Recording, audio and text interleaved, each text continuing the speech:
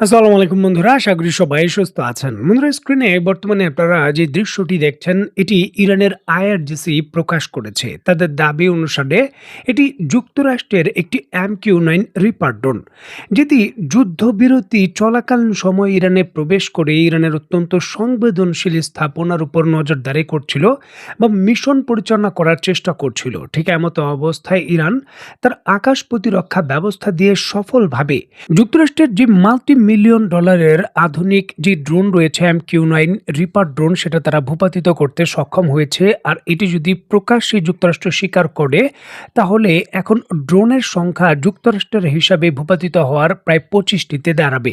আইআরজিসির উদ্ধৃতি দিয়ে অত্যন্ত গুরুত্বপূর্ণ এই বিষয়টি স্ক্রিনে নিশ্চয়ই আপনারা দেখতে পাচ্ছেন। তুরস্কের টিআরটি ওয়ার্ল্ড, চীনের সিনহুয়া নিউজ কিংবা ইরান ইন্টারন্যাশনাল থেকে শুরু করে ইরানের তাসনিম নিউজ অত্যন্ত গুরুত্ব সহকারে এই খবর প্রকাশ করেছে। ইরানি রেভলিউশনারি গার্ড তাদের তথ্যে যেমনটা দাবি করেছেন যে শুধুমাত্র MQ-9 ড্রোনই নয়, এই ড্রোনটির সাথে সাথে যুক্তরাষ্ট্রের কয়েকটি F-35 যুদ্ধ বিমান উপসাগরীয় দেশের আকাশ সীমা পার করে ইরানের সীমায় প্রবেশ করতে চেষ্টা করেছিল। তাদের উদ্দেশ্য ছিল ইরানের গুরুত্বপূর্ণ স্থাপনায় হয়তো হামলা করা। তবে ইরানের আকাশ প্রতিরক্ষা ব্যবস্থা অত্যন্ত সক্রিয় ও শক্তিশালী পদক্ষেপ নেওয়ার কারণে সেই বিমানগুলো বাধ্য হয় ইরানের যে আকাশ সীমা রয়েছে তা ত্যাগ করতে। এবং বিষয়টা এখানে একটি MQ-9 ড্রোন ভূপাতিত করা বা F-35 যুদ্ধ বিমানের ইরানের আকাশে প্রবেশ করে সেখান থেকে ফিরে আসা বাধ্য হয়ে এই বিষয়গুলো নয়। মূল বিষয়গুলো হচ্ছে যে যুক্তরাষ্ট্র নতুন দফায় ইরানের অভ্যন্তরে হামলার যে কৌশল সেটা নির্ধারণ করার চেষ্টা করছে। যেমনটা হয় বড় বড় হামলার পূর্বে কৌশলগতভাবে প্রতিপক্ষের রাডার সিস্টেমগুলো কোথায় অ্যাক্টিভ রয়েছে, কোথায় দুর্বল রয়েছে, সেগুলো পরীক্ষার জন্য দু একটি প্রাথমিক বা প্রি অ্যাটাক করা হয় বা প্রি অ্যাটাকের প্রচেষ্টা করা হয়। এতে পরিষ্কারভাবেই কিন্তু বোঝা যায় যে কোন স্থান বা কোন অ্যাঙ্গেল দিয়ে প্রবেশ করলে হামলার ঝুঁকি কম থাকবে এবং সফলতার মাত্রা বেশি থাকবে। যুক্তরাষ্ট্র বর্তমানে একেবারে ইরানের দক্ষিণাঞ্চল থেকে শুরু করে পশ্চিমাঞ্চল, এই পুরো অঞ্চলেই কিন্তু ধাপে ধাপে তাদের যুদ্ধ বিমান এবং ড্রোন দিয়ে বর্তমানে প্রবেশ করে ইরানের আকাশ প্রতিরক্ষা ব্যবস্থাগুলোকে পর্যবেক্ষণ করছে, তাদের কৌশল নির্ধারণ করছে এবং বিভিন্ন যে দুর্বলতার লুপ রয়েছে সেগুলো খোঁজ করছে, যে আকাশ প্রতিরক্ষা ব্যবস্থার কোন স্তরের কোন জায়গা দিয়ে দুর্বলতা থাকার কারণে সেখান দিয়ে মিসাইল বা বিমান প্রবেশ করাটা অত্যন্ত সহজ হবে। সেই চূড়ান্ত পরিকল্পনা নির্ণয় করছে যুক্তরাষ্ট্র।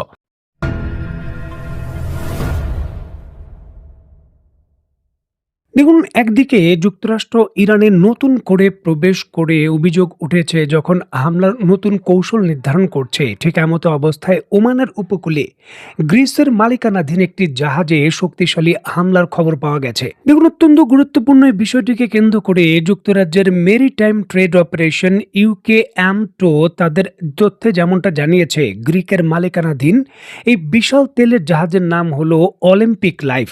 এই জাহাজটি একটি ভেরি লার্জ ক্রুড ক্যারিয়ার বা VLRCC, অতি বৃহৎ অপরিশোধিত জ্বালানি তেল এই জাহাজটি বহন করে এবং এটি বিখ্যাত অ্যাথেন্স ভিত্তিক যে Olympic shipping and management company রয়েছে তার মালিকানাধীন একটি জাহাজ। ওমানের রাজধানী মাস্কাট থেকে প্রায় 60 নটিক্যাল মাইল পূর্বে ওমান উপসাগরে জাহাজটি এই দুর্ঘটনার মুখে পড়েছে এমনটা জানা যাচ্ছে। গ্রিনিচ মান সময় বা GMT সকাল 9টা 20 মিনিটের দিকে জাহাজটির বাম দিকে বা সাইড পোর্টের দিকে পানির সমান্তরাল রেখে যে ওয়াটার লাইনের কাছাকাছি অজ্ঞাত বহির্গত বস্তু দিয়ে আঘাত করে, যার ফলে তীব্র যে বিস্ফোরণ রয়েছে তা ঘটে।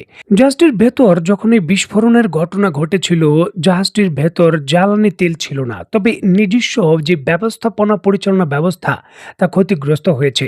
বিস্ফোরণের আঘাতে জাহাজটি চালানোর জন্য ব্যবহৃত নিজস্ব যে জ্বালানি ট্যাঙ্কার বা বাংকার ট্যাঙ্কার যেটি রয়েছে সেটি ক্ষতিগ্রস্ত হয়েছে এবং ট্যাঙ্কার ক্ষতিগ্রস্ত হওয়ায় বেশ কিছু বাংকার ফুয়েল সমুদ্রে ছড়িয়ে পড়েছে এবং পানির উপরে ভাসমান অবস্থায় রয়েছে এমনটা জানা যায়। যদিও এই হামলার বিষয়ে ইরানের পক্ষ থেকে আনুষ্ঠানিকভাবে কোনো বিবৃতি দেওয়া হয়নি এবং তারা দাবিও করেনি যে এই হামলা করেছে, তবে মার্কিন সেন্ট্রাল কমান্ড সেন্টকম এই ঘটনার ঠিক আগেই অভিযোগ করেছিল ইরান হরমুজ প্রণালীতে সমুদ্রের কাছে তাদের যে মাইন রয়েছে তা স্থাপন করছে। গ্রিক জাহাজটিতে পানির সমান্তরাল রেখায় বা ওয়াটার লাইনে যেভাবে বিস্ফোরণ ঘটেছে তা সামুদ্রিক মাইন বা যে লিম্পোর্ট মাইন রয়েছে তার আঘাতের লক্ষণ, এমনটা বলছেন সামরিক বিশেষজ্ঞ। উল্লেখযোগ্য। এখন গ্রিসের জাহাজকে কেন টার্গেট করা হলো? দেখুন, এখানে গ্রিসের জাহাজকে টার্গেট করা বিষয় নয়। বর্তমান পৃথিবীতে যত তেলের কোম্পানির তেল শিপিং লাইন রয়েছে, মানে তেল বহনকারী যে জাহাজ রয়েছে, তার ৩০% মালিকানা গ্রিস কোম্পানির হাতে বা গ্রিসদের হাতে। আর এই জন্যই কিন্তু তেল রপ্তানির উপর হরমুজ প্রণালীতে যে কড়াকড়ি রয়েছে, ইরান যেটা বাস্তবায়ন করছে, এই জন্য গ্রিসের জাহাজগুলো টার্গেট হচ্ছে। এখানে আরেকটি অ্যাঙ্গেল রয়েছে, গ্রিস এবং বর্তমান ইসরায়েলের সঙ্গে সম্পর্ক অত্যন্ত ভালো। গোপনে হতে পারে অনেক কোম্পানি গ্রিসের এই রাষ্ট্রায়ত্ত কোম্পানি বা যেই সকল তেলের কোম্পানি রয়েছে সেখানে মালিকানা থাকতে পারে, বা ইরান যে কড়াকড়ি নির্দেশনা দিয়েছে তাদের আইআরজিসির অনুমতির বাইরে বা নিয়মের বাইরে কোনো জাহাজ হরমুজ প্রণালীতে প্রবেশ বা বের হতে পারবে না, সেই নিয়মের হয়তো বহির্ভূত কোনো কর্মকাণ্ড এই জাহাজটি করতে চাচ্ছিল বা অনুমতি না নিয়েই প্রবেশ করতে চাচ্ছিল। আর সেখানেই কিন্তু ইরান তার পাল্টা পদক্ষেপ দিয়ে এমনটা বার্তা দিচ্ছে যে হরমুজ প্রণালী এখনও তাদের সম্পূর্ণ কন্ট্রোলে।